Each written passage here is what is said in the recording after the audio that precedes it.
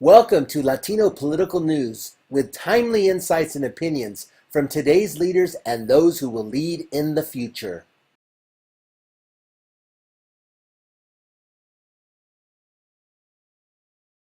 What are the two key issues in public education in California today? Well, one of them is the challenge of making sure all of our students get the top quality education, and that includes strong bilingual education. The voters of California have passed Prop 58 by an amazing large margin, 73%, and they said we need our students to be able to speak more than one language, to be able to compete in a fiercely competitive global economy.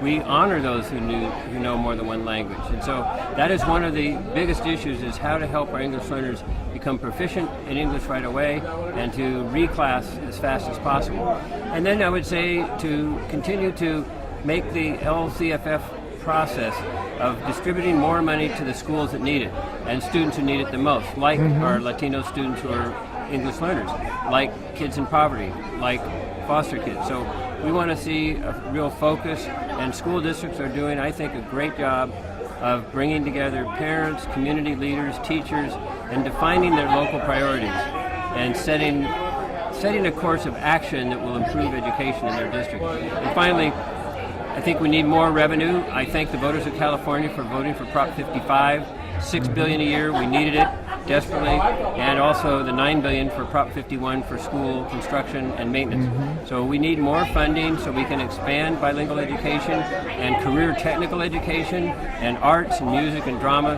and civics. Excellent. Please consider using these services and programs. Por favor, considere usar estos servicios y programas.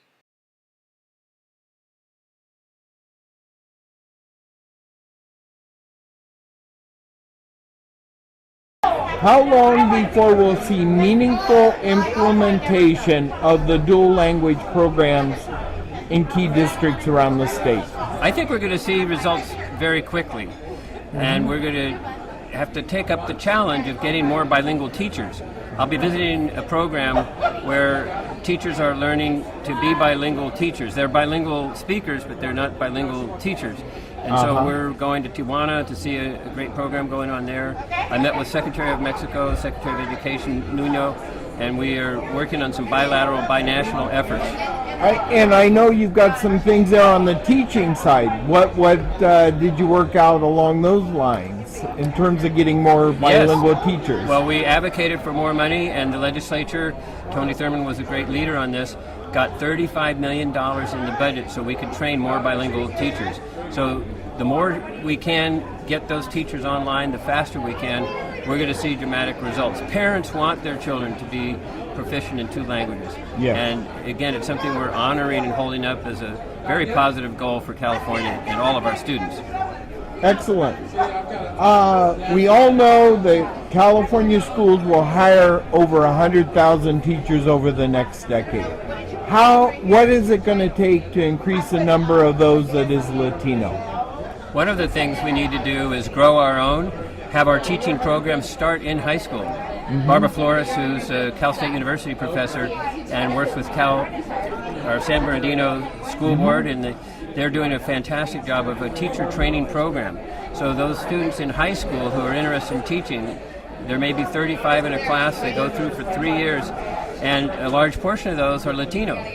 And what happens is those students come through a high school program, discover that they're good at teaching, they love kids, and then they go back to their community. So we can see that Latino students who enter these programs will be on fire about being an educator, and they will come back and contribute to their own community. And that's one of the main ways. We also just need to do aggressive recruitment.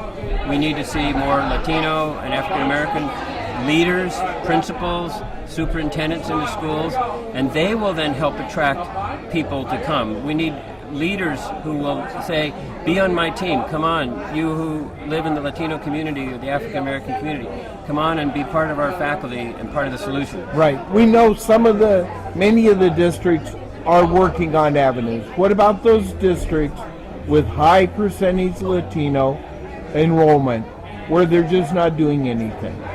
We need to find out where they are. One of the things we're doing again is just collecting best practices on how to teach and best methods for English proficiency. And I think we can also do best practices on how to recruit teachers from the community, teenagers who may have a passion for working with kids and see their future being an educator. What do you think of the recent court decision in Los Angeles that's reallocating over $100 million that did not go to low-income schools that was designated for them? Well, we're still working with the Los Angeles Unified School District. There's some fine points in the law. I haven't read that decision yet, but I know it's a very critically important issue. Yeah, because I think that's typical of what's happened in select other districts around the state. As you enter your last year in office, what will you want to be seen as the things that you're best remembered for? Well, the passion for education, the leadership we've had, the team we've built. I'm a cross-country and track coach. I believe in building teams. We are a strong team. Somos un equipo fuerte, and we want to make sure that this team is strong all the way through, that we provide better financing for our schools. I've been instrumental in helping get Prop 55 passed, Prop 51. And bilingual education, again, I underscore the need, the necessity, imperative of having all of our students. I want to have a goal where all California students are bilingual in their culture and in their mindset and their ability to speak. And I would say the other is CTE, that's our career education courses, vocational courses, getting students involved in dual immersion and in dual enrollment so they can take community college classes and start career pathways while they're in high school. So those are some of the key areas I want to finish strong on the last year and a half. Excellent. Well, thank you so much for your efforts. Yes, thank you. Check out some of our other important shows: Empowering Students News, Scholarship News, Internship News, Career News, Latino Reads, Latino Business News,